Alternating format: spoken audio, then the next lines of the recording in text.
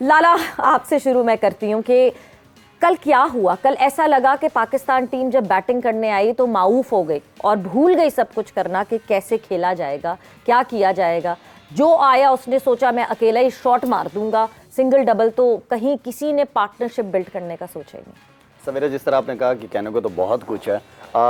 मेरे ख्याल में इंडिया कल लग रहा था कि वर्ल्ड नंबर 1 टीम खेल रही है और पाकिस्तान के सवेरा हार जीत होती है, बिल्कुल होती है। अगर आपको याद हो जब 265 का मैच था जो बारिश की वजह से नहीं हुआ पाकिस्तान इंडिया का पहला, मैंने तब भी कहा था कि मैं चाह रहा था कि बैट्समैन अंदर जाएं, जरा ये रन चेस करें क्योंकि इजी नहीं है। 260 प्लस रन बहुत अच्छे रन है। अच्छा, कल क्योंकि इंटेंट नहीं था वहां पे बैट्समैनों की तरफ से कोई चीज ऐसी मुझे नजर नहीं आई कि यार वो जीतने के लिए कोई एफर्ट लगाने के लिए वो एक बॉडी लैंग्वेज आपको बता देती है।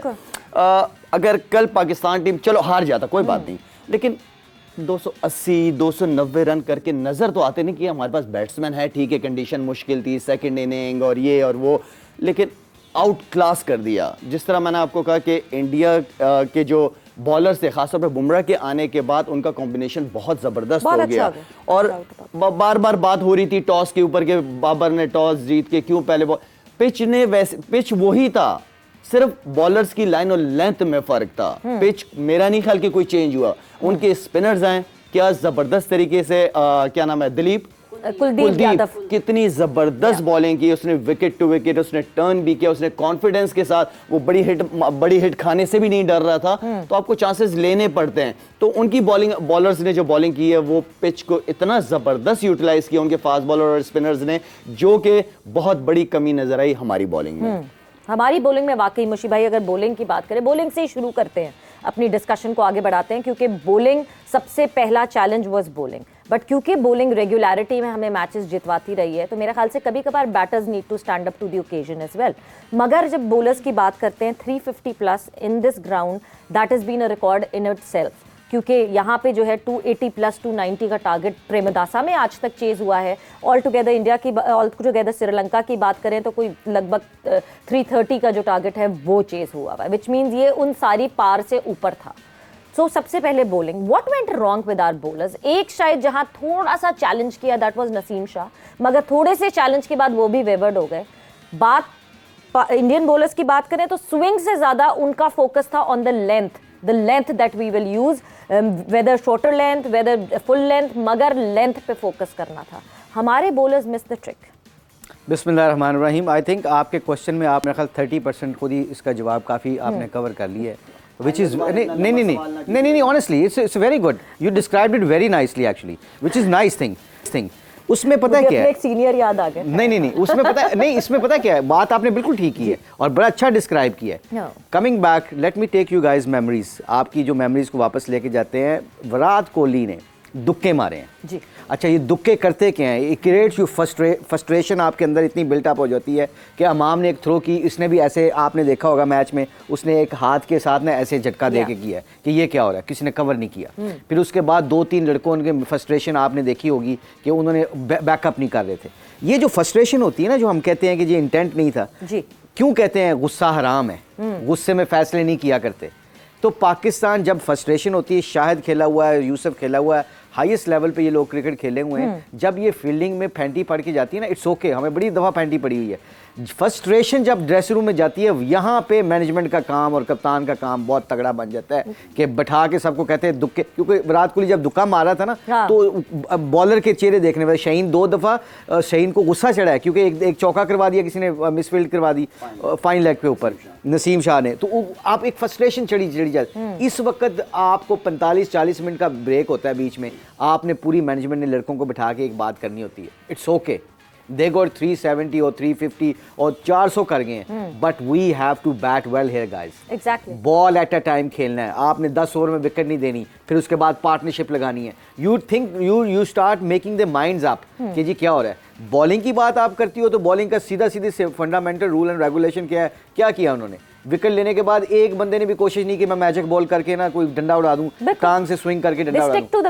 एब्सोल्युटली 7-2 वकार बड़ी अच्छी बात कर रहा था। हम इधर कितने शो में बात कर रहे हैं 6 to 7 यार्ड जो होता है क्रिकेट की पिच का जो हम लेंथ बताते हैं, वो उस लेंथ के ऊपर पांड्या से लेके सिराज से लेके बुमराह से लेके सारों ने उधर की। और जैसे शायद ने कहा उनके स्पिनर आए हैं तो जडेजा और कुलदीप ने आके सिर्फ पिच को इस्तेमाल किया है, उन्होंने कोई कुछ नहीं किया। और उन्होंने हर दूसरे ओवर में फील्डरों से खेल रहे थे, कभी मिड विकेट ऊपर बुला लेते थे, कभी फाइनल लेग 45 को निकाल लेते थे। अब ये सारा सिनेरियो तब होता है जब mentally you know your game plans.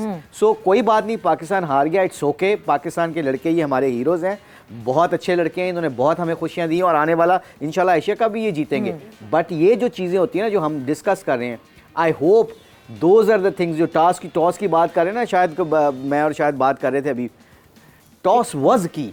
मतलब बाबर वहां पे खेला हुआ, लड़के खेले हुए हैं, यहाँ पे 220 रन करना मुश्किल हो जाते हैं आपको, क्योंकि सेकंड टाइम पे होता है क्या है कि यहाँ पे जब अंडर लाइट्स ना बारिश हुई होती है, मॉइस्चर ना पिच को और थोड़ा स्किड करना शुरू कर देता है, बॉल और अनइवन हो जाता है। स्पिन देखा ना जडेजा का एक स्पिन कैसा हुआ है। हाँ। आपने सलमान आगा का और टॉप एज भी लगा, उससे पहले एक इफ्तिखार को बड़ा ऐसा लगा जैसे कोई फास्ट बॉलर ने स्पिन किया है। और उनकी पेस स्पिनर्स की देखिएगा, and the level of humidity 90 plus से पेस बॉल कर रहे थे, 90 प्लस से। जडेजा की भी पेस आप उठा के देखें, कुलदीप की उठा के देखें, I was noticing the pace. ये सारी चीजों का एलिमेंट अगर निकाला जाए ना तो we were behind, I think tactically we were behind India, and give a credit to India, they played absolutely awesome cricket। बिल्कुल टैक्टिकली हमने जो है वो हैंडल नहीं किया, मगर वहीं यूसुफ फिर डिस्कशन वहीं से शुरू होती है कि हमने टॉस जीता। टॉस जीत के शायद जो हमने पहला ही डिसीजन लिया, may be that was out of fair, और वहां से जो आउट ऑफ फेयर का डिसीजन हुआ उसके बाद से वो फेयर हम पूरे मैच में कहीं कॉन्कर नहीं कर सके, क्योंकि रोहित शर्मा और शुभमन गिल ने जिस तरह शुरुआत की, जिस तरह चार्ज किया, just to let you all know कि उससे एक दिन पहले शुभमन गिल प्रेस कॉन्फ्रेंस करते हैं और प्रेस कॉन्फ्रेंस में अपना प्लान बता देते हैं कि कल हम पाकिस्तानी बॉलर्स को इस तरह कॉन्कर करेंगे कि रोहित भैया जो है वो बड़े शॉट्स के लिए जाएंगे और मैं सिंगल डबल का ख्याल रखूंगा। He discloses his plan 24 hours before the match. हमने वो भी नहीं सुना, हमने उस पर भी काम नहीं किया। सो पहले ही दिन से, पहले ही बॉल से, पहले ही शॉट से हमें बैकफुट पे घसीट दिया। We were never in the game, not even for 1 over.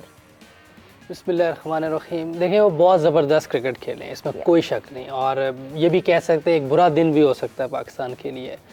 काफ़ी चीज़ें जो हैं, कोई भी चीज़ हमारी फेवर में नहीं आई, सारी चीज़ें उनके फेवर में। जैसे पूछा जा रहा है बारिश किसके फेवर में है, तो यहाँ बताया जा रहा था या हम सब बात कर रहे थे कि फील्डिंग टीम के लिए बेहतर है, लेकिन वो बेहतर खेले हैं उन्होंने। बारिश के बाद दूसरे दिन जब आके खेले हैं, उन्होंने बहुत ज़बरदस्त क्रिकेट खेली है। उन्होंने आपको सिंगल डबल और गैप में शॉटें खेली हैं, बहुत टेक्निकल क्रिकेट खेली उन्होंने, अंडर प्रेशर किया पाकिस्तानी बॉलर्स को।